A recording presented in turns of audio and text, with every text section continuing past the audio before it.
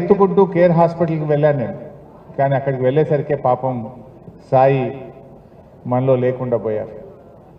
కానీ ఈరోజు సాయి శారీరకంగా మనలో లేకపోవచ్చు, కానీ తెలంగాణ ఉద్యమకారుల హృదయాల్లో, తెలంగాణ ప్రజల గుండెల్లో చిరస్థాయిగా ఉన్నాడు. ఇందాక మా నిరంజన్ అన్నట్టు సాయి మాట, సాయి పాట ప్రవహించే నదిలాగా ఉండేది. ఆ గలం గలగల పారే నదిలాగా సాయి స్వరంలో నుంచి మాటలైనా పాటలైనా ఎంతో అద్భుతంగా వచ్చేది. తెలంగాణ ఉద్యమంలో కేసీఆర్ గారి సభల్లో సాయి లేని సభ ఉండేదే కాదు. సాయి చంద్ లేకుండా పెద్ద కార్యక్రమమే ఉండేటువంటిది కాదు. అంత గొప్పగా పార్టీలో, ప్రజల్లో, ముఖ్యంగా కేసీఆర్ గారికి చాలా దగ్గరైంది సాయి. కేసీఆర్ గారు కూడా ఎంతో ప్రేమించేవాడు.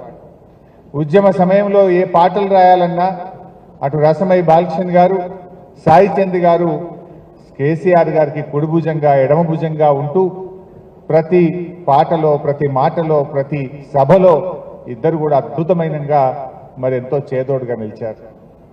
తెలంగాణ ఉద్యమాన్ని ముందుకు నడపడంలో కేసీఆర్ గారు అడుగులో అడుగేస్తూ సాయి చంద్ గారు చాలా చక్కగా మరి ఆయన కాంట్రిబ్యూషన్ మాటల్లో చెప్పలేనిది, మనం వెలకట్టలేనటువంటిది. నిజంగా పెద్ద పెద్ద సభల్లో సాయి చంద్ మాట్లాడుతుంటే మేము చూసేవాడిని. ఇందాక మీరు అందరూ అన్నట్టు ఆ శివుడా అనే పాట పాడితే ముందు కూర్చున్నటువంటి వేల లక్షల మంది కళ్ళల్లో నీళ్లు రాలుతుండేవి.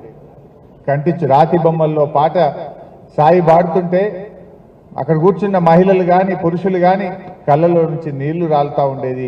కొంగు పెట్టి తుడుచుకునేటువంటి కొన్ని సందర్భాలు చూసి నిజంగా మేము కూడా వేదిక మీద కళ్ళలో నీళ్లు పెట్టుకున్నాం.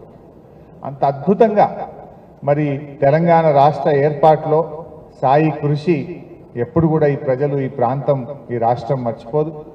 నిజంగా సాయి ఆయన కళలు ఉండేది. చట్టసభల్లో అడుగుపెట్టాలనే కళ సాయి చందులో ఉండేది.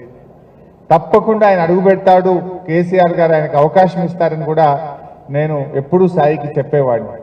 కానీ దురదృష్టం ఈ రకంగా సాయిని వెంటాడుతుందని, మరి ఎంతో నిబద్ధత కలిగిన వాడు, కష్టం చేసేటువంటి వాడు, మరి అది ఎందుకు దేవుడు ఆ రకంగా సాయిని తీసుకుపోయాడో కానీ ఒక గొప్ప నాయకుడిని, ఒక గొప్ప కళాకారుణ్ణి ఇవాళ బీఆర్ఎస్ కుటుంబ మొత్తం కూడా కోల్పోయింది. నిజంగా ఈరోజు సాయి లేని లోటు, మొన్న ఎన్నికల సభలు జరుగుతూ ఉంటే ప్రతి చోట కూడా సాయి చంద్ లేని లోటు కొట్టొచ్చినట్లు కనబడ్డారు.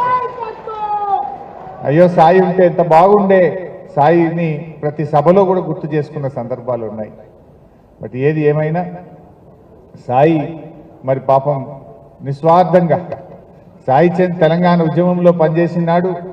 తాను నాయకుడు అవుతాడనో, రాష్ట్రం ఎప్పుడొస్తుందో తెలియని రోజుల్లో కూడా సాయి చంద్ ఈ రాష్ట్రం రావాలి, నా జాతి బాగుపడాలి, నా ప్రజలకు మేలు జరగాలి అని ఆయన ఎంతో నిస్వార్థంగా తెలంగాణ ఉద్యమంలో సాయి చంద్ చాలా కష్టపడి పనిచేస్తున్నారు.